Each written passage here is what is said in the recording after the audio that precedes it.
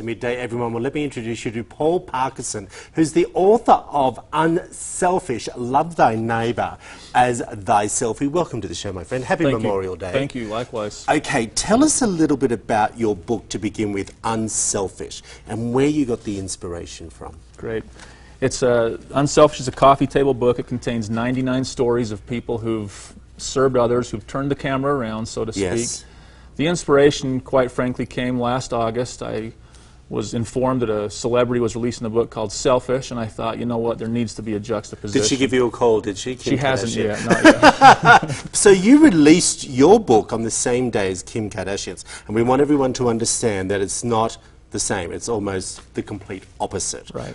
Hers is all about images of herself. Yours are about incredible stories about a particular photo that someone has taken. Right. Yeah. And the book's not to decry bad, it's to create good. So exactly. the focus is on the stories, but each story contains a photo of the person who has served, and it's just a positive, uplifting read. And Paul, did you get all these stories locally in Utah?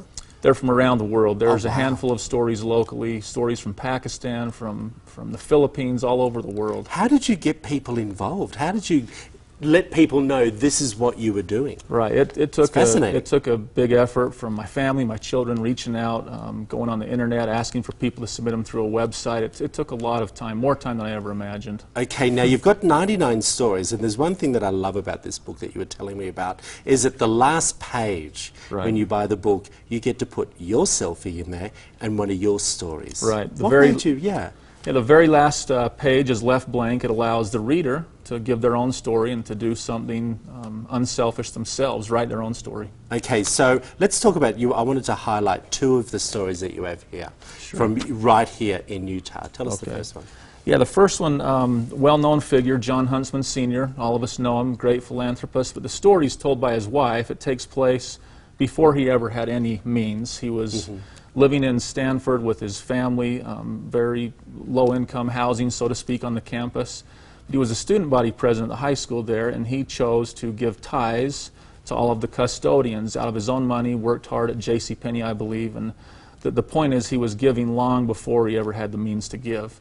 The story is submitted by his wife. That's one thing. All these stories were written by someone other than the person who did the act. Oh, nice. So I could have done the service, but it's someone who loves you or admires what you've done. Was that hard to get that information from the other person? So let's just say you wanted to do one about me. Did you then, as the author, have to contact the person they were writing about? Yeah, that's how it went about. And there were many of the people, most of the people in this book, were very hesitant to have their stories told. They haven't done these things to be on the news, to be in the media, and so it took some pushing to allow them to give us the stories. Well, the thing is also, everyone at home watching now, that's what it's all about. People who are unselfish. Right. And that's why they, like to remain under the radar. Right. But thank you for bringing their stories to light. We really appreciate it. Thank you. Where does everyone get the book? It's available online in most locations. It's available here in Utah, Barnes & Noble, Coppins Hallmark, Deseret Books, Siegel, most of the bookstores. Good on you. Congratulations. Of course, we'll link you to all that information on our website at goodforutah.com/midday, I should say.